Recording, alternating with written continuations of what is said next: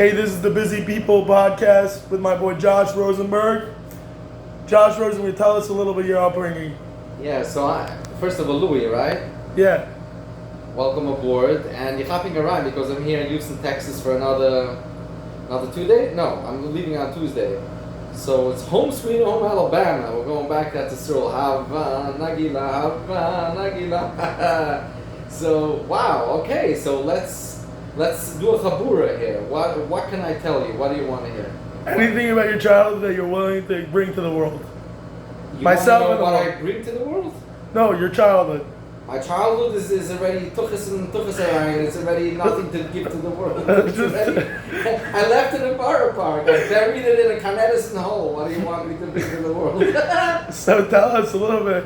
What were your parents like? I mean, what childhood made out of me and mentioned me out. That's something I could bring to the world, versteht sich, you know.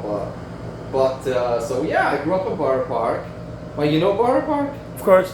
Well, about this, so basically, you know, I didn't grow up. Whoever goes through Borough Park doesn't ever grow up. But you know, I'm basically relearning my child. I mean, I'm doing things that I should have done 30 years ago. I'm learning my childhood now. I'm going back. I'm learning the basics. You know, math with AI and everything. I'm learning a lot these days. What did I do? I mean, what do you want me to tell you? It's not so. Whatever. Park, it's not so exciting. It's whatever you're open to sharing about. Mikvahs, family. What was the family like? Give us. They institutionalized me and Amoisit for 18 years. How many siblings? Give us a little bit about. Two brothers. 2 brothers. Yeah, 1 sister. Sister is 20 years young. No, 18 years younger than me actually. Yeah. And give us a little bit like what made you the man you are today. So like, just bring us a little bit backwards. What made me the man of it? First of all, I married a second time. So after second marriage, you know, there's a joke. They say, before you get married, you're not complete. Yeah, you're like a half a mensch. When you marry, your wife completes you or finishes you. One of those two. So my wife is making a mensch out of me, my second wife. And the first one made a half a mensch out of me, and the second wife is making a full mensch out of me. And, you know, it's... so, 1 second, let's not get off track here. Where am I holding? We're holding you grow up, you're 0. Okay, now, yeah. You're 0. 0 to 10. Let's go from there. 0 to 10. Okay, let's try to focus 0 to 10. Let's do that, okay? I know you're 41. I gotta unravel all the beatings, all the Braskas, all the Zetzes. Hold on, let's do it. Oh yeah, I have to unravel this halabcha, this potato, this krepel. Oi! So I learned the Rosenberg in the Hasidic school. And we had rabbis, you know, every year was a different rabbi. One was a shoichet, one was a moil.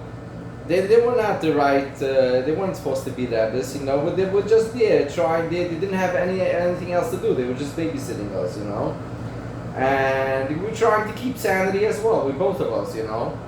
And I was there from 0 to 10. No, I was in Rosenberg until 14? 14, okay. Yeah. So 0 to 14, you're in Rosenberg. Then basically I ran out of time, you know, it's like... It's like Super Mario. Either you get all the coins or the dragon eats you or you're out, game over. It was game over there. And then I went to yeshiva. It's called Moshe Green's Yeshiva in Monsey. It's a top-notch, very big yeshiva, very big Gevirim over there. Everyone had a net worth. You know, we had Flams, Greens, Tuftan, what's the other companies? I'm trying to remember. All the Yiddish Heimische food companies had their kids there. It was a Satmar school, you know. And how did I get into that yeshiva? Because my father had an uncle my father's brother, my uncle, was a grandchild of Rav Moshe Green. So we had like this protection, and that got me into the yeshiva. But I was more of like, you know, I wasn't Satmar or anything. I was more of the Heimische. I think I was the only one there with the up hat. You know, they had the platchik, everyone was wearing the, you know the platchik hat? You know what I'm referring to, Louis, right? Yeah, a little bit. These hats that looked like they were run over by a 18-wheeler truck, you know? So I was wearing the one with the the krach, the krach from the pickle, the krach in the hat. So I was more the Medina boy there, but I was there for about a year. I actually liked it. It was like boot camp. Moshe Green was a very tough man. He was a Russian general. Like, he used to curse in Russian. Paskutzva! He used to get us out of the mikveh every morning at 9 in the morning, or 8 in the morning. He used to come in with his whip. I'm not with the whip, but with his stick. He used to kick us out of the mikveh. Yeah, listen, it was a boot camp, pretty much, And we were there I was there for about a year. And then, what happened after? I'm trying to remember what happened. Yeah, then it ran its course. The program was over. Basically, he kicked me out. You're 15 years old. No, I'll tell you what happened. I remember I wasn't really with the 16. Sorry, 16. I wasn't really. So from 14, so you're in Rosenberg from 0 to 14, and then from 14 to 16. 14. It was 15. Sorry, 15 to 16. You're in Moshe Green's yeshiva. And Moshe Green, I was there. I was a real masmid. I was really learning, but I didn't have patience, this fleish, to sit through his sermons, his drushes, because he used to give this drush every day. That it was like, it was like a marathon. It didn't end. Like, and also he had this Russian way of speaking. Like, he couldn't understand. He was an old man. Couldn't understand what he was saying. It was like, mamish, you have to unscramble things he was saying. Because he also had a stroke now, but he wasn't well. And every word he was saying was very tzahakt and tzazetz. You couldn't. It's like scrambled, you know what I'm saying? You have to WhatsApp, you have to speed up the voice notes today. With him, you have to slow it down like times 6. The guys just understand what he was saying. I didn't have patience. During one of the shiurim, I like to do art, and I made a picture of him with a cigarette, like he's a mobster, like with a pipe in his mouth, and like he has 2 henchmen in the back of him. As a bucha, I was like, while he was saying the shia, I was making a cartoon of him, like with him a pipe and holding a machine gun in the hand, like with 2 mobsters. And it's very interesting. You also started typewriting at 9, so I see a correlation. Wait. Then his son found this writing at this art I did. He found it in my Gemara. He kicked me the hell out of the yeshiva. There was no recourse. That was it. There's not going to be a podcast like this ever. He kicked me so bad. I flew from here to Ganassi. I flew. That guy kicked my ass. And that was it. And my father, whatever, he wanted me to go back to the yeshiva. If I go back to him, say that I'm sorry that I did what I did, whatever. But listen, it wasn't just that. That was just the last straw that killed, that... Killed the camel's back, as they said. Yeah, no. But it was... I didn't want to go back on my feet and beg for him for anything. I didn't feel like that was my place to go back to a place like that. He didn't have the warmth. It wasn't yeshiva where there was love or acceptance. It wasn't. It was just a boot camp. It was just checks and balances. Everything. It was just go through the system, get your top name, get your shidduch, ABC. No. I was too analytic. I was too of a deep thinker to go to the root of things and understand what should I do. I just didn't just take things at surface level. Oh, go back to sleep because this is what you tell me to do. No. So now you're 16. Where do you go? At 16, I didn't have what to do because it was Pesach time. So he jumped. My father said, "Okay, I was Rosenberg." He said, "Go to Kiryat Sanz in Netanya, and that's Israel." So you go to Kiryat Sanz in Netanya. Kiryat Sanz, it was like Houston, Texas. Here it was hot like hell. It's like a matzah oven, like a sheeper with a matzah oven. You were mamish going on Kiddush Hashem from the heat. The heat. Where I was staying in Kiryat Sanz, next to Laniado Hospital, I was only there for 6 months. The heat was so intense, I felt like a Harry Potter from, not Harry Potter, Harry from Home Alone. You know Harry from Home Alone where his head goes on fire? No, I don't know. I felt like that. I was mamish the pneumonia. The dormitory didn't have AC. It was a disaster. The Yishalmi Chavede was smoking like chimneys. At least we have an AC here. Yeah, no. The Yishalmi Chavede was smoking like chimneys. It didn't speak English, Hebrew, nothing. I only spoke Yiddish. I had to learn Hebrew. Listen, I was there before Blanchett in Shama. I was landed there like a yacht, I was there for 6 months trying to survive it, and that was it. It was a nice chill for 6 months. But and after the 6 months, where do you go? But 1 second, I learned Hebrew very well in those 6 months. Oh, so you gained something? I gained something for sure. And then my mashgiach found me on the beach one day. He gave me a bakpraket to the tufis. He gave me a few zetzes. Whatever. I didn't really I didn't do legals. I didn't do drugs or anything there. I was just a bucha trying to make sense of it. You didn't do alcohol? You didn't get drunk? No, listen, if I would have learned how to do alcohol in those days, probably would have made my mashgicha more manageable and everything more manageable and more attractive to me. But but again, it was just like it was like for me, it was like a recess from just the air out for 6 months. And then it was an intifada. It was a lot of bombings as I saw at the time. We're talking about early 2000s, right? Yeah, because you told me you were ready in 2004 in Lakewood, so you're so before. Yeah. So I had to leave, and my father didn't want me to be there, whatever. My father wasn't so involved. Meaning, my father is more. He was an electrician all the years, and growing up, he was a bit abusive in a way. A bit is an understatement, but he tried to make it up to us always with trips, family trips and stuff. You know, older generation dealt with a lot of anger, different issues, but he didn't like, meaning he wasn't involved, like he just wanted to get me through the system. Go to this yeshiva, don't call me, I don't want your Rebbe to call me, don't call me, if not I'll beat the hell out of you. I'm not giving you my Yerisha and this and that, just get from point A to point Z, get married, get, hatch, dispatched, and get the hell out of my sight. I know, that type. And so I didn't want to, like, it was a pressure for me, yeah? Like, again, it's not like, it's hard. You're in yeshiva, home you don't really... Any businesses while you were in yeshiva as somebody who couldn't handle that? Any what? Repeat? Any businesses that you took on as side hustles? No, that only happened about a year, by the age of 19, 18. Okay, so we need to get from 16. So after, right. So you're by, no, I'm finding this fascinating. So you're by Reb Green's place, then you go to Netanya, Kiryat Sanz in Jerusalem, in Israel, in the heat of the heat, and it's boot camp for 6 months. Now you're still 16 and a half. No, here I was already 17. 17, okay. So from 17 to 18, I returned to New York, to Brooklyn. Where do you go, Borough Park? So I didn't have where to be. Not Williamsburg? No, Borough Park. I was totally on the street because no yeshiva wanted to take me in. And my father dumped me in some yeshiva. I had a great uncle that used to have a yeshiva, and in its heyday I had 60, 70 boys. But at that point where I needed a yeshiva, this yeshiva was still existing. It was like a chicken on one foot. It was like Mamash al Geschäft in the Kapuda. It was Mamash already on its last leg. The yeshiva had 3.5 or 4.5 boys. I'm saying 4.5 boys. And one boy was a psychopathic sugar, and I used to throw chairs around. One boy was screaming on top of his lungs like a chicken. Like Louis? Like you, Louis.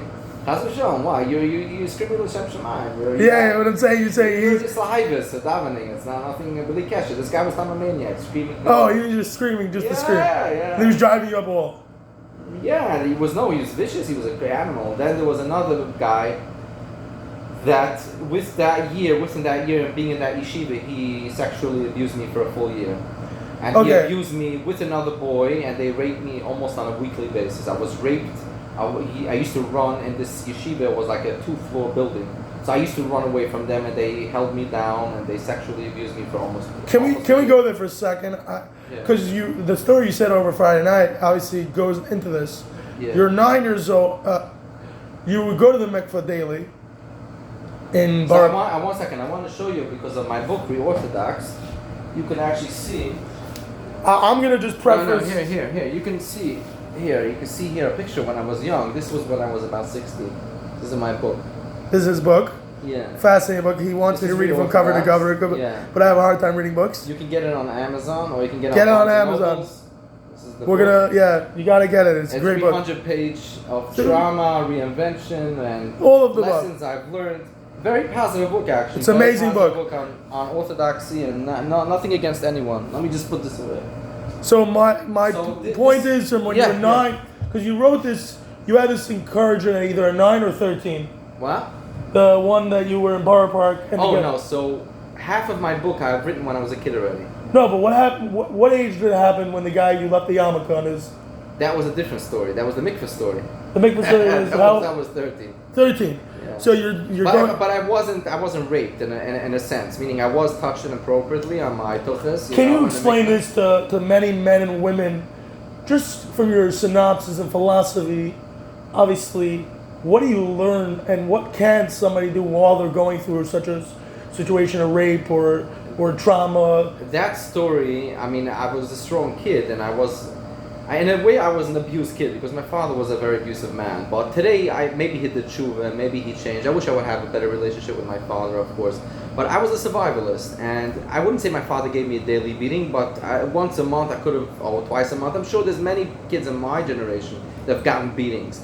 You know, you take off your belt and you knock the daylights out of your kid because you have anger issues, whatever the case is. And I was a victim of that, and I'm not, and Baruch Hashem, I'm not a type of person that I would become a victim. I grew from all my experiences, but when I was a kid, because you are a survivalist in a sense, you get a tough exterior. You know how to handle danger. You know how to handle these things. Not every kid is very subjective, could know what to do in these situations. When I was touched inappropriately in that mikveh, I was quick on my feet. What was the story? And I was able to... In short, I was at 5 in the morning, slichas time in the mikveh. I was a 13-year-old boy. I used to learn I was a big masmid, very intensely. I liked the morning hours. It was very, clear for me those days, that I needed to learn. I needed to do avodas Hashem, all that. But in the morning, even till this very day, morning for me is the best time of productivity. And I went to the mikveh, a 13-year-old, and there was one man over there. And I used to like to come alone in the mikveh at 5 in the morning. I used to open the door myself. I used to unlock the door. I had the combination. And little behold me, this old man that was there, a 50-year-old, grabbed me by the buttocks, by the tuchas, and he... And then you have this situation also at night. He ran into the mikveh, he let go, and I was shocked, but I ran to the locker room, I took all his clothing when he didn't see, while he was toiling in the mikveh, and I pushed it into my bag, only left the yarmulke on the bench. Why did you only leave the yarmulke? I don't know, I don't remember my thought process, but that's what happened. Maybe a spite or whatever the case is. Do you think about it today that you wanted to give him like a little taste of Hashem? No, Hashem, it wasn't so deep, Habibi. I don't remember. We're talking about I'm 41 today, so this is going back when I was 13. This is almost 30 years ago. So I don't know, I don't remember the thought process. But Baruch Hashem gave me this thought that, hello, I grabbed the situation by the beitzim, and I said, hello, I'm taking advantage of a little boy, and I took all his clothing, I dumped it in the dumpster outside Rosenberg Yeshiva. And we don't know who he is. And I said, Zippy, go to hell. And I don't know what happened, how he got out of that mikveh. We're still trying to figure out. We don't know how he got out. If this guy watches this video. At least he had his yarmulke, If you haven't watched this video, Mr. Habibi, whoever you are in Rosenberg, if you watch this clip, please get back to us who you are, because my boy over here wants to know who you are. No, I don't want to know who he is. No, you want to know. The guy that grabbed No, him. you want to find out how he got his stuff. Who helped him? Yeah. I don't go back in such a past. It doesn't matter. It's 30 years ago. Who gives a shit? Damn. No, you're good.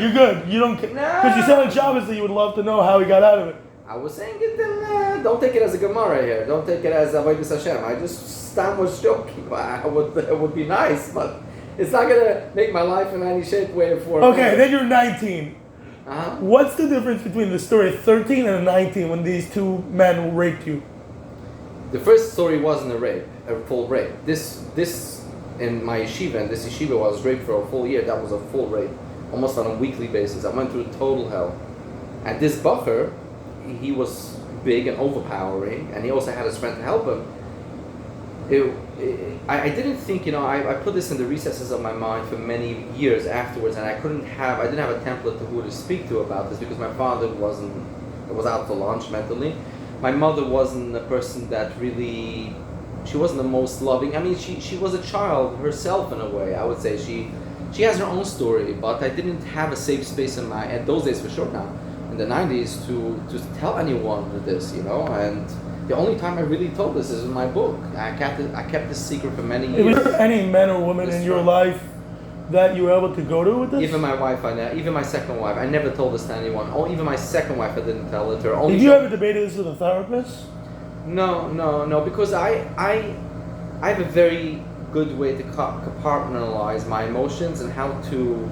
Do you just leave it in and then just move forward? Yeah, I have a computer. I'm that type of way. I have a computer head, so I store it in a folder, it goes and that's it. It's to bring that back to the forefront of my mind, even as an emotion, to go back to feel something in any deep way, almost doesn't happen in my brain. It doesn't, unless you really probe it and if you got very drunk or very I got once drunk in my life, and that was it. I don't like to be out of my mode of consciousness. And I if like you to did, always be in control. if you did some type of psychedelics, do you think it would? I would never do it. No, I feel I'm in a safe space, in a good space wherever I am, in a conscious level the way Hashem created me, without any substances or anything to put into your body that puts you in meaning you need any additional thing to bring you to that state of contentment or whatever you want to feel. That is artificial. It's not. That's not the way to do it. It has to come from Reb Nachman's or a Breslov, or whichever way you want to work with.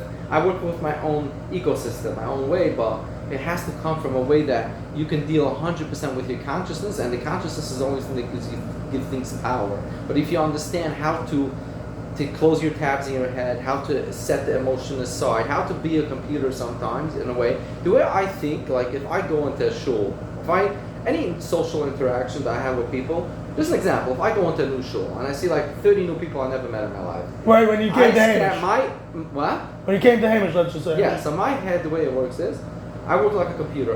Just from as a kid already, I analyze the whole shul. Like I pull, you know how these automations, like a 3D dimensional, like my head animates. Like I build a box on every person I see. I can look at a person for 10 seconds. I'll build a profile on him. So Louis, you see Louis for 10 seconds. I know, I build a quick profile. Again, that doesn't mean I'm judging this person. I'm building a very quick synopsis profile on every person I see, and then at a later point, when I get to know X, Y, Z or any person, I open that folder, I connect it, and then I build on that profile, and I get to know the person a bit better. And usually after 2 or 3 interactions, I would know, is this a person I can be a friend for life, or should I have like very power of interactions with, or is the energy not exactly, is there some red flag I feel? So what did you feel when you analytic. did this with me? I'm just curious. I'm like that.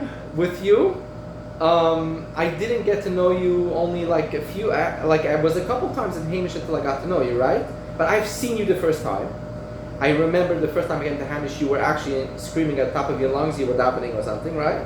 I don't know. I was like, my first thought when I scanned you into my system, my Hamish system, I was like, wow, I wish I can have that intensity when I pray to God. That was my first thought. Then I didn't really, I got to know you only, interact with you only days later or a week later, correct? Is that correct? I don't know. Maybe, I don't remember. But... No, but I want to take us back. So you're 19 years old. Okay. We're getting a lot. So we're getting off topic. Yeah, we're getting very far. Yeah. So you're 19 years old, you get this situation, this rape, these 2 guys in this yeshiva, you probably figured out that this yeshiva is not for you. Okay. I'm guessing if you had such a horrible... After a year it finished. After 4 They sexed you or they... No, it was only 4 of us. It was in a home. Like, it was insane. So four people in this in this house or in Borough Park. Yeah, it was. And they had sex with you or whatever they had with you. I don't know exactly the terminology. I don't want to. It becomes descriptive on this. Okay, whatever. Yeah, so they raped you. Then afterwards, where did you go after you left this place of this horrible experience? Yeah, I was in such a disarray after this that it was just unbelievable. Did you go take a job? Did you? You obviously now. No, so I went. It was Sukkot's time, and I went to a Rosh Hashiva. I found out there's a Rosh Kollel. He had a kollel on 30th Avenue, 56th Street. His name was Abram Chaim Steinbartzel. I myself went over to this man. I heard through someone. He didn't have Bachram in the yeshiva. He just had a kollel. And he actually I went over to him. I said, listen, I'm a Bachram. My father's not so involved. He doesn't have patience for all this. I said, I need a place to learn, to just have a chavrusa, just to put my head, because otherwise I have to go home or be on the street a whole day or home a whole day. That's unhealthy, and with my situation, I'll go out of my mind. It's time myself in the nut house. I can't deal with this. And he was sincere, and he saw that I was sincere, and he took me in. I was only bacher there, and I told him at the time. I said, you have outgoing expenses. He was supporting all these married people learning there. I said, how about maybe my father gives you a few $100?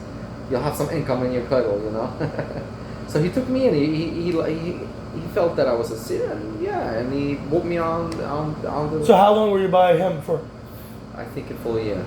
A year. During that year, I took upon myself some side job. I was doing eBay. eBay, okay. Yeah. Now we're getting into your business life. No, it wasn't so business. It was just, it took about 23 years ago. It was eBay was still. What products did you sell? If you can ask you. Oh, it's a stupid job. I just had to take pictures of watches, and if someone was selling watches in Borough Park, it was stupid. It was a few dollars for the hour. It just kept me busy, you know. That was my first job basically, and. So you're 20 years old now. No, I'm 19. 19. During that time, I became engaged to my ex-wife. So you're 19. Yeah, and I was also Also during that time, I took a job. And my father didn't know of this, but I took a job. There was a guy in the DMV. They used to give out New York DMV. He used to give out these truck licenses. A truck licenses is basically they have this. You have to have a certain class for it. So this was a guy in the DMV, New York DMV, that used to give you, paid like $2,000, and you got a full official license. It was a legal license, meaning he did it legally, without taking tests or anything. He just gave you the license. So I got, through a mutual friend, that got this license, and I sometimes did these drives, 18-wheeler drives, you know, I had to do cross-country, whatever. It was on the weekend, whatever, I tried to figure out, my father should figure out, whatever stuff. Where did you travel to? I did one trip. It was Florida. It was a side zach. It was not, it was for a couple of drives, whatever. Then I never renewed the license eventually. I just let it go. So that was the two things I did. But during the time I became engaged, I had the Basho. A Basho was basically, the seat is just sit in. And what do you think of the pros and cons of the show? The pros and cons? I don't think it's so philosophical that we can discuss pros and cons. It's just a way of life that the Hasidim took it from Europe, whatever. Has no basis in reality or anything that could really help you in real life. It's not the right thing to do. You should not just meet someone for one day and just say, oh, yeah, yes, the father did some information about it, but whatever. Because I have a lot of friends and family members, a lot of friends that have done this and it's worked, but also not. In the Torah it says that you need to, Yuda es ishta, you need to know your wife before you get married. Knowing is not just looking your wife in the face for 1 hour out of the show. That is a recipe for disaster. That's a made-up thing. That doesn't exist in the Torah, such a thing. Actually, in the Gemara it says that the Jerusalem, the boys, during the times of the Beis Hamikdash, how the courtship used to work, the women used to come by the Chagim, used to come dance, by when the Jews were Oil Regel, they were Oil Regel, exactly, I don't know when it happened, but the girls used to come out and dance in the fields, and the boys were observing, and whoever the boys found more attractive, they did the courtship and they went out or whatever. There was always a way of courtship. You just don't, that's the way of attraction. You have to get to know your wife. Means getting to know. But did you get to know your first wife? I'm not saying that you have to live with your wife and have to have relations with her before marriage. That's, even in the Goyish world, they're already saying that that's not a good thing, and we're all masking for that. But a Basho is for sure not. Did you get to know her before you had sex with her? No, I didn't know her. No, of course not. I just knew her for 2 meetings. We had 2 meetings, 1 hour, 2 hours in total. And then you were willing to have intimacy with her? We didn't talk to each other for 6 months after these 2 meetings, and when we got married, we were strangers for all intents and purposes. Yeah. First night you meet her. Yeah. Right after you go to this hotel. I don't know. You went to the hotel and you had intimacy with her. Don't ask. We got married in Teresh Shloimeh. Then we left the ksuba there. Then I have to wait till someone brings the ksuba to the hotel room. It was 4 a.m. Imagine 4 a.m. being intimate with a stranger you never met. It's hard to describe because it's so many years ago. We're talking about over 20 years ago. It's hard to. But what do you say for all the Hasidim? What do you say for all the Hasidim now going into these bishos? It should be banned from society. These things. It should never ever be done again. This is a churban. This is a churban. But it's happening. I'm not saying that the marriages don't work out. Some of them do work out because the couple itself, with time, want to work on it, want to get to know each other. But in a lot of cases, the fact that, let's put it this way, the fact that a lot of Hasidim are married today and have families doesn't mean that the marriages are good. We're not looking at divorce rates. We're looking at, are those marriages sustainable or viable? 60% of them are not. They're just married because they have kids together. That's a fact of life. That's a fact. We don't know the numbers and there's no statistics, but the Yada Duver, the ones that know that 60 big numbers. That's why I'm asking you, because you went through this. So no, there's no way around this. You can't put it this way. When a doctor has to do surgery on a patient, open heart surgery, you can't just meet the patient for 1 hour, or just go to classes for 1 hour how to do this operation and say, okay, I'm ready to do open heart surgery. Marriage, it's you're going to take a person for life. This is the death do us part. That's what it is. It's suicide. What you're doing is suicide. And you're married twice now. Taking 2 neshamas, you're bringing the kids into the world, and the kids suffer all their life if this doesn't work out. It's not a simple thing. Now again, am I blaming the parents per se? Am I blaming the couple? No. It's a system. The system has to be dismantled and has to be built from bracha bitcha ktana. Has to be built from ground up. Could it be done? Could it not? Listen, life is too complicated. You think I'm going to fix the world? Of course not. Who can fix? I can barely fix myself. That's why Chavetz Chaim said we have to fix ourselves. Yeah, but 80% of what ails society, the Chavetz Chaim says it in the Sefer, says in the Measure of Man, in the Book of Midos, 80% that ails society is man-made. 80% of stresses is man-made. If you reduce the stress, if you do just tracht a bissel, tracht geht was angeht, tracht a bissel mehr, tracht mehr. Just don't throw everything on the Bashefa. You know, I'm going to meet one time an hour, Hashem, yeah, the good mishpacha, yeah, Hashem. What the freaking do with Hashem? What does that have to do with Hashem? Hashem created, the world was created by design. There's a design in every... But what would you change? If you could recreate this whole system of the shows to Hasidic men and women, not Litvish now and not Svardic, you're Hasidish, and is you just a way of life. And you have leadership, and you have hundreds of thousands of people followed you, let's just say. Yeah. As you're the Aroni, there's Aloini. Okay. And you have hundreds of thousands of people follow you. What would you tell him? He came to you, he's the rabbi now, he comes to you and he says, yo, brother Josh. Be open with your kids. Be loving to your kids. Be present to your kids. And don't hide things from your children. And tell them about adulthood. Tell them about the birds and the bees. But the Basho, No. Tell them already when he was 16, 2 years before, when he's starting to become an adult, tell him about the birds and the bees. Tell him what a girl means. Tell him, educate him. Sigonish left to tell him what the world is all about. Tell him why he's a Jew. Tell him how to love being a Jew. Not it's a game of Tom and Jerry, cat and mouse. Can't do this, you can't do that. Alice says usa, this, that. No. This never works, and it won't work, and it never worked. Be open with your child. The child already knows today more than you ever think he would know. Anyways, with AI, with phones, the world changed. It's changing like crazy with every minute, every day, every hour. But what you could change is yourself, your presence, and show to your child and be open with him, and give him, educate him. And if you have a suggestion, a shidduch for him, let him be involved. Do it together as a team. Involve him, love him, care for him. And then every step of the way, he wants to go out with a girl once, twice, 6 times, 8 times. Let him do it as much as you need. I'm not saying you should go out 50 times, but at least 10, 15 times. And it should be a trip somewhere, bond with the girl, go out. I'm not saying you should live with her, obviously, but I'm saying bond, be involved with it, be loving, kind, and have chemistry with your child. That's the way to do it. That's how you're going to build the Yidayz Yishar Medrachim. That's how it's going to happen. So you're 20 years old. Yeah. You met this guy, we're talking about 21 years ago. Yeah. And I have my 18-year-old daughter today, and I'm sure she's going to see this. She's going to repeat the same process with my ex-wife, with the same kind of life. Okay, so let's go further. Let's go further than you for a second. Yeah, I can control it. Yeah. I want to get more into the business and learn about you and your business because you never know what we could do. Yeah. So, you're 20 years old. You now did driving and eBay. What is your next job now that you have to pay for a wife? No, so when I moved to Lakewood, we moved to Lakewood. In right away. 2005, we moved to Lakewood. It's 21 years ago. And then I was mostly learning yeshiva, and then I started driving. I was driving for a school as a side job. Then I got a job working for a vitamin company. I was managing some stuff for them, also driving partially for them a bit, managing stuff in the store and their manufacturing plant. And that was for about 6 or 7 years.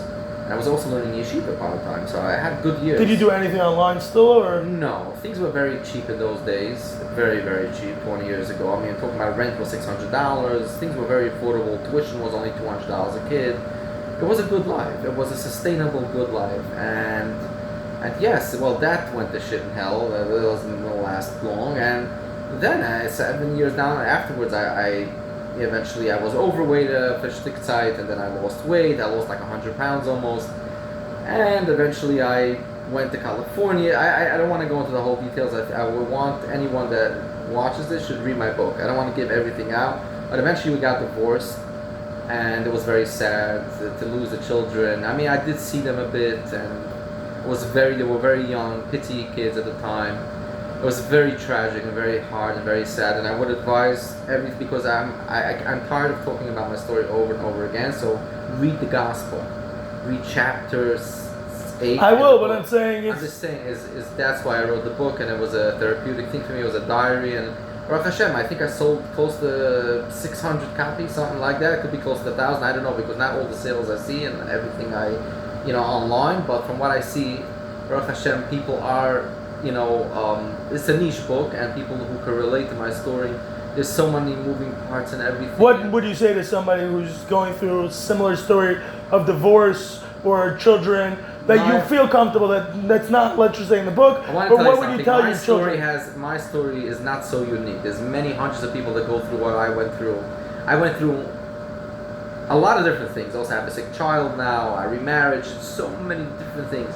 What makes my stories more special is that I did something from it.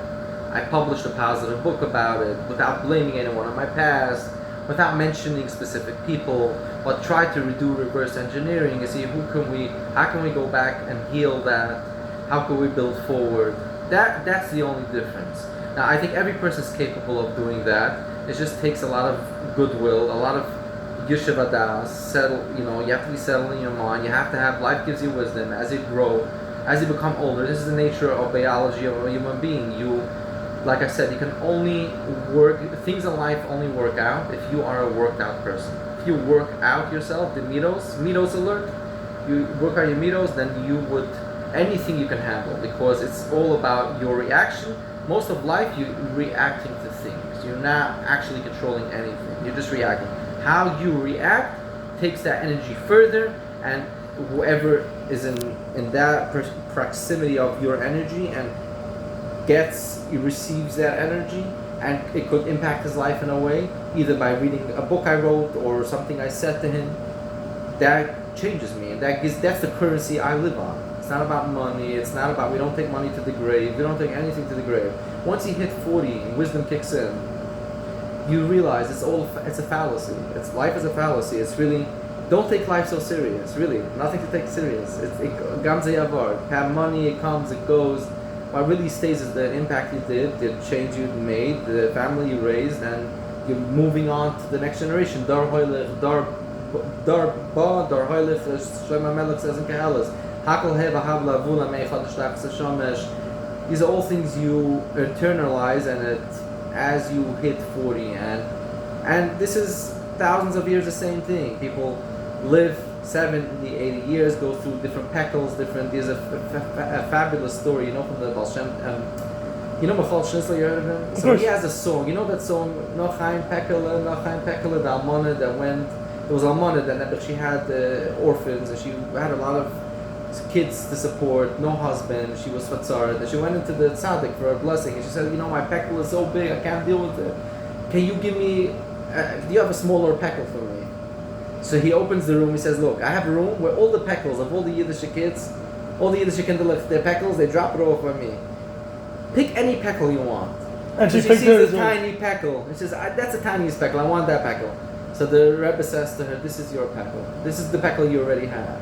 So yes, from a conscious level, it seems like the divorce, abuse, different sorrows, different things. I had 50 different relationships, homelessness, financial cycles. I'm summarizing everything in one, encapsulating everything, so we make it quick over here. But to take all of that, and whatever tsaras, I have a sick child too now, so I take all of these tsaras, and some people only go through a quarter of it in their life. Some people have even more than I do.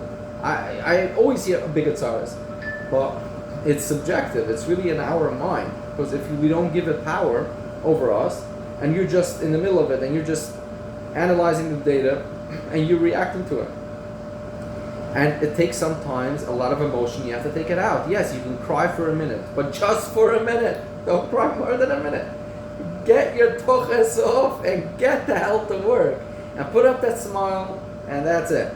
There's a fabulous story. I'm going to finish with this. There's a story I read, and I think it says in Nachman Sefer and the Breslov Sefer, he says a story about a man that was very impoverished. He lived in Europe. And one day he was a digger. He used to dig clay for a living. One day he found a diamond. And he went to a diamond dealer, a local in Shtetl, and they said, listen, this diamond is probably very valuable, and I cannot give you the real value of it because I'm not a Maivan. You have to go to London. In London, there's a big guy there, the biggest of the Mavinim. He will give you the real value of this diamond. So he went on a boat, he sold all his possessions, and he left his wife and kids, and he went on this boat, a long journey, and talking about a couple hundred years back. You know what it means to do such a thing, and the risk involved. And he goes on the boat, and on the boat he gets to know the captain of the ship. The captain of the ship knew the situation, that he has a diamond, he wants to sell it, and he started he became good friends with this guy because he knew that he's going to become rich and they'll share the wealth maybe one day. So he started developing a friendship with this Jew. And this Jew one day left the diamond on the table there, and the cleaning lady came in by mistake, and she took the diamond and put it in the garbage, and she threw it out into the sea. The next day, the Jew comes, and he sees that, my God, he doesn't have the diamond. And during this time, he didn't have money for anything to pay on the ship. So he told the captain a week before that once he sells the diamond, he will pay everything he owes to the captain with the money he makes. Now he was in total bad shape because he said, oh my gosh, he doesn't have the diamond. He owes a ton of money to the captain. He knows the captain is going to kill him if he doesn't have the money. He's a bad person. What does he do? He didn't show this captain it didn't give this captain any idea. Meaning he had every excuse to be depressed and, just a five alarm disaster. It's like to show the captain that he's depressed or whatever. The captain came in to play chess with him that day on the boat. Didn't show anything. He was smiling. He said, "Oh, Hashem." He was excited, and the captain tells him, "Look, I see how good you are, what a good Jew you are. I have this idea." The captain owned a huge thing of wheat in the back. He had this huge storehouse of wheat on the boat that was worth millions probably in those days. And he said, "Look, I see you're an honest person." And I was thinking maybe just writing. I don't want to pay tax on the thing when I get to the border when we dock the ship. I don't want to. It's on my name. I don't want to pay tax. Can I put it on your name? And you, anyways, a rich man. You're gonna pay. You're gonna sell your diamond, and you're gonna pay the tax for me. And whatever. I said, fine, no problem. What else could he do? So he said yes. A day later, when they docked at the dock, this captain died. So now he owned all this wheat on his name, and he was a rich man. So he didn't have the diamond, but he became a rich man at the end. The diamond wasn't meant for him, because obviously it wasn't meant for him. So it got lost at sea, because it wasn't meant. But this wheat was meant for him. And how did it come to him? How? From simcha, from happiness, from showing your good. So what was happiness? Let me ask you, because I think there's something here. What was the happiness to you when you're 27 years old? Right, because we got from 21 to 7 years. I was 27 to 28 years old. You now you're in Lakewood. You did some driving. I want to know, how do you get the online software of all these different things that you've seen? You've done a lot of different things. Can you give? No, this is nothing to do. No, I did modeling in California. I used to do shoots. I want whoever's listening to this to read my book. Okay, so that's you can. Yeah, I understand, but I want to know where. How do you get the now Amazons and software? This what I do today is from. So take me back. After I moved to 28 to 41. No, so I want you to whoever's listening to this because I want to sum up this interview already because I have a lot to do today. But so can you give me some of the Amazon? After I got divorced and like I said, I went to California, did modeling. I wasn't so religious. I was dating non-Jewish women. I had different relationships. I was homeless. Went through a very difficult time. I had an option to make it big maybe in California with fashion and stuff, but I made a U-turn. I went back. I said I sacrificed that for my children, and that caused me to be homeless because I didn't have money, and I gave all my money for child support. It was a complicated situation, and eventually I found my new wife. It's a long story in the book, and we moved. I married her in Shalim. I brought her back to Lakewood. She didn't adjust to my new kids, to my older kids, my new wife.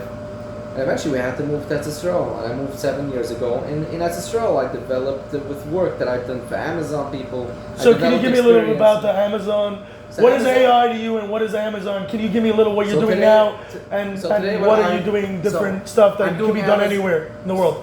So I'm doing Amazon for now 8 years about, and 7 years maybe, something like that. And Amazon, I would say, is a dying thing, because Amazon doesn't let you. They're globalists. They want to eventually eat everyone up, but they don't want. They penalize you for everything. Their fees are too much. Already, almost of Hamish sellers have closed down last year. What I basically do is that I do consulting now for a company in Israel. I basically do the work of 15 people. Ed Rosenberg is. No, nothing to do with me. I do the sourcing, I do the purchasing. I don't do all the sourcing. My coworker does a little bit of the sourcing, but I do almost all the tasks that need to be done with the help of AI. When I'm using AI for a couple of years, I'm able to do a workload of 15 people. Well, not only that, I'm actually still learning with AI Claude. They just have Claude Desktop today, and you can automate anything that a human being could do on a full 40-hour. You can take a 50, 60-hour workload, and you can bring it down to 30 minutes a day. If you know how to use AI and you know how to train. What tips would you say with AI? What? What tips would you give me with AI if somebody doesn't know? I'm going to be very blunt with you, and with anyone that watches this, and it might come across pessimistic, but it's not. I'm a realist. We're seeing something that humanity has not seen, because the AI companies have developed something that they want to replace most human beings. Any cognitive job, intellectual job that you can do on a computer, they want to fully replace, because the billions and trillions that go into these companies have an ROI attached to it. What does it mean, ROI? Return on investment. They do not bring it there to. So my $20 that I'm paying for Claude is not returning their investment. Even if a billion people put it, that's not returning the investment. What's returning the investment is that this $20 you're paying is just harvesting your data. You're harvesting your data and using it to build on those machines, and those machines re-improve themselves. It's like you're building a demigod, a semi-god, which actually could replace all, meaning you're like saying you're creating a hammer that could create its own hammer. So there's no way around this, meaning anyone that's using AI, including me now, is just being used as a tool to eventually, it's like you're building a coffin, your own coffin. So what I have an 18-year-old daughter, she's doing now ABA therapy, and I encourage her to never touch a computer again. You can touch a computer just for your things, but not to take any work that has to do with a computer, because it's going to be obsolete within 10 years, absolutely.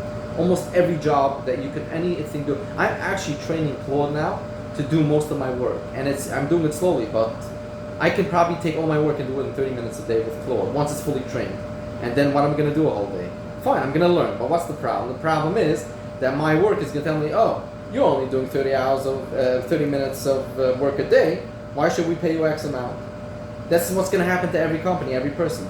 So a company has 50 people, the companies are going to force these employees to use Claude, and they're already forcing them to use Claude, so you're outsourcing your own job. Like the Nazis used to tell the Jews they dig their own graves. That's what's happening. This is exactly what's going on.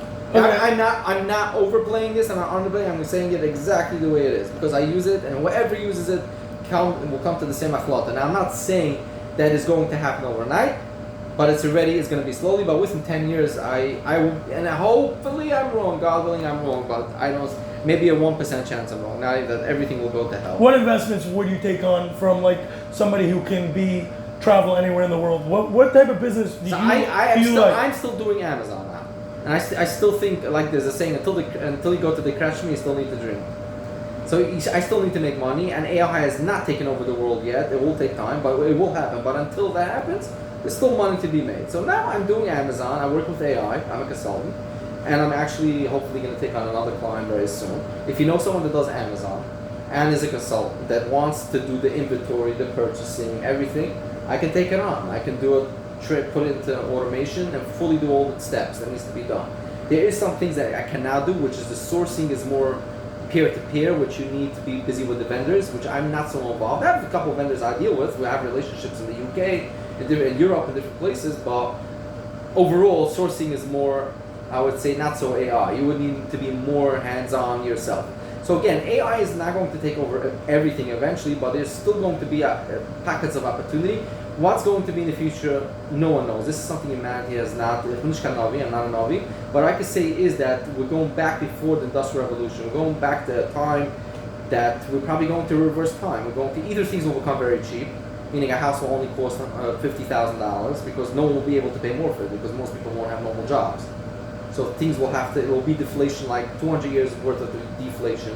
Or if that doesn't happen, there will either be UBI, which is universal income, universal basic income, or yeah, I mean the AGI models already here, artificial basic intelligence, or even ASI, artificial super intelligence. They're already building it. The reason you don't see it on a mass scale because it wasn't deployed yet to every system, and companies are hesitant to install it because they know they're all going to be out of jobs. Even myself, while I'm using Claude now, I'm using it very slowly because I'm hopping around. I don't want to lose my job tomorrow.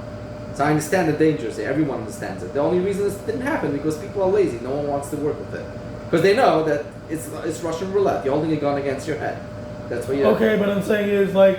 So to answer your question, investments and stuff, I can't tell you what other things. I can tell you what I do now. If you know anyone that does Amazon, branded stuff. Private label, I can also do, but it's not my forte. But Amazon stuff, regular branded stuff, I have a way to, you know, if you have 100 brands that you open ungated to sell on Amazon, I have a way to do a work of 500 people, if need to be. I can automate processes like this. You can, like, no time. You can, I mean, I'm just working with one company, but if I need to take in 3-4 companies, I would do it. Again, at a certain point, also at a certain, like, I wouldn't want to meaning even as much as I automate stuff. So like our company for Amazon. I'm actually in talks with them now. But the live shopping, where is that good? Live shopping? Yeah, all the 1 second clicks, billions of dollars from that angle. I don't know. I have experience with Walmart, a bit eBay, all these places, but there's new domains like Shopify and Shein and Temu, which I don't have experience in. But I can tell you this much, that I don't have such a... I'm a realist, and I feel that we're heading towards a cliff, meaning most of the purchasing power of most people on Earth is going to be reduced by 70% within the next 10 years. Because almost all jobs going to disappear. I don't know, I'm very broken about it. I don't see a good few, I don't see... And real estate in Israel or real estate... Everything will fall in value, everything will fall down. It will be one of the biggest crashes humanity has ever seen. Coming, there's no question about it. You could do the math in Excel, it's not. A nest or some miracle. What do you mean miracle? It means that either Hashem creates a guy in the government, like Trump, brings a guy in the government that puts a hole to it, stops it, says, this is worse than a nuclear bomb. This is worse than a nuclear bomb. This is going to annihilate humanity. This is no question. I think this is going to wipe out humanity. There's no question. Meaning not in a way that you see it as a nuclear bomb, boom, there's a bomb. No, it can happen in a way of 50 years. But you don't think like the diamonds and the technology from 2000, you don't think that... This is something different because you're creating a God. This is a God. This is an unlimited power. This could create itself. This is something that a human being has never seen before. Meaning a human being has a brain that when you see reality, the brain cannot process what you see. Meaning when you see a phone, you see this? I see it's BlackBerry. It's very old. Yeah. Like that. What's your thought process on old phones? I like it for work related. But I want to tell you something. Let's get off topic. When you see a phone, this is not it looks like solid matter. Is it solid matter? Yeah. No, it's not. In reality, it's comprised of millions of particles that are put together. But in those particles, there are microscopic. You ever take a microscope? And beyond this, let me give you a better example. When you look at a folder in a computer, is that an actual folder in the computer? No. No. It's millions of different numbers put together, and it's showing you a distorted reality of a folder. Because if your brain would need to process all the billions and trillions of code behind that folder, your brain would freeze. You would become unconscious. You wouldn't be able to process it, ever. The same idea with everything in this planet, solid matter, a human face, everything is distorted reality. You're not actually seeing the real thing. Hashem created the world with Fibonacci sequence is a famous thing. You look at it, there's a scientist that lived in the 1700s, it goes in so much numbers into the world. The world is comprised of math, numbers. If you would need to see all the numbers that goes behind a flower or any living organism, you would die. You wouldn't be able to. So the brain is that shield that only gives you a very narrow field of vision into what you see. But you're saying is the brain of the robot... So the brain of the robot is the actual back end of everything. So you're saying the back end is more if you have access to the computing, you basically, Mamash created a bashefer. Shem Yishma, I don't know what to make of this. It's something humanity has never seen. This is something beyond anything imaginable. This is not even, if you would know how dangerous this thing is, you would be up sleeping, you wouldn't sleep at night. I myself have a hard time because I understand it a bit, but, and there's so much I don't understand, obviously, but the more I learn about it and the more I understand of it, I shake and I cry sometimes. This is the most scariest thing you've ever known to mankind. Because you cannot have, you have a, it's not the morale created Goyim, yeah, from Prague. Yeah. This is something that could create people, this could make things. I didn't say it could create a person. But even 3D printing creates things. Yeah, but it could create anything that a human, it's a billion times smarter than a human being because it sees the back end of code. We don't see the back end of code. We can never ever process what AI is doing in the back. Even the biggest AI companies can't go into the back brain and know how they work, how these machines work. But a robot can? Yes, they can build and regenerate and become smarter every 6 months. They become newer versions. They're getting to the point now where I'm working in it. I can show you videos how it works. I can even when we go off the computer, off the video, I'll show you what it does. I'll take a look. It will blow your mind. It will blow your freaking mind. Okay, but I have 2 more questions for this. One, what's your 5 books that you wrote that you either love, if you can give me and people, what would you recommend? 5 Jewish or non-Jewish, whatever you want. I haven't been such a reader in the past years because I went through so much in the last few years. It was so hectic. But obviously, or the no, that's my own book. But your own which books, other books, other people. I'm not going to rest of the Narrow Bridge. I like. There was another You like obviously the Chayvitz Alavavis? I like the Jewish books. The Chayvitz Alavavis, the Mesilas Yesharim. I read Kehelis, Shlomo Melech, Shir Hashirim. I say every day. I read it every Friday. I do it every day, and I see tremendous divine assistance with it. It's amazing. Listen, I can tell you one thing. Beyond everything I just said on this interview, on anything I said, it as pessimistic as it sounds, there's one God in heaven. All you can do is cry out to Him. That's the only thing that can save us of this impending apocalyptic thing. This is nothing else. I don't know all the word for it. This is a very, very scary situation that no one in humanity has yet ever seen, and this is the first time we're facing this. So it's happening slowly. People are not happy, but it's actually happening as we speak. And slowly but surely, meaning in the beginning, the job loss is not so big, but when it suddenly will come, you'll have 40-50% job losses. There's no question about it. I think 50% will be too good to be true. I hope it's only 50%. I really hope it won't be. 50% is the best case scenario. Okay, and so you said any non-Jewish books, any like Amazon books, any business books, or no? any? I'm not such an avid reader. But you obviously Kohelet, Shir, The Chumash. Yeah, the Jewish ones, the Gemara. I love learning Gemara. You like Gemara? Yeah, that's it. I don't like Gemara. Why do you think a guy like me doesn't like Gemara? You need a lot of. I mean, obviously I learned it with Rabbi Nagel, but I'm saying it takes a very person. Because you need a lot of zitzfleisch for it. And you need a lot of concentration and focus, and a lot of people don't have their nature. They just can't. And even myself, I also have limitations. I can't sit 6 hours a day and learn Gemara. Of course not. Torah and Derech Eretz, but the Gemara is the most stimulating thing you could ever learn, and it sharpens your brain tremendously, and it has all the wisdom baked into it. And I think it's only done well for me. Even when I was, I was dating this non-Jewish woman, I was still learning my daf. You know what I mean? Still doing my thing. And even it wasn't lishma, but eventually you do a lishma. But I feel lishma. When it comes to Jewish, non-Jewish books, I don't really have any specific. Okay, and one more thing about that I've asked recently a lot. What would be you started going there, but with chinuch for your own children and for the next generation of understanding, where can the chinuch system be changed, skill sets of different men and women. Chinuch is one thing only. Like Hillel Zakan said, love your fellow Jew like yourself, kill everything else is commentary. I cannot add anything to it. This is what it is, full stop, that's it. Teach your daughter or son should see you, emulate that. And if you live by that pasuk, everything else will fall in place. That's it, that's all I have to say. Thank you, Josh Rosenberg. No problem.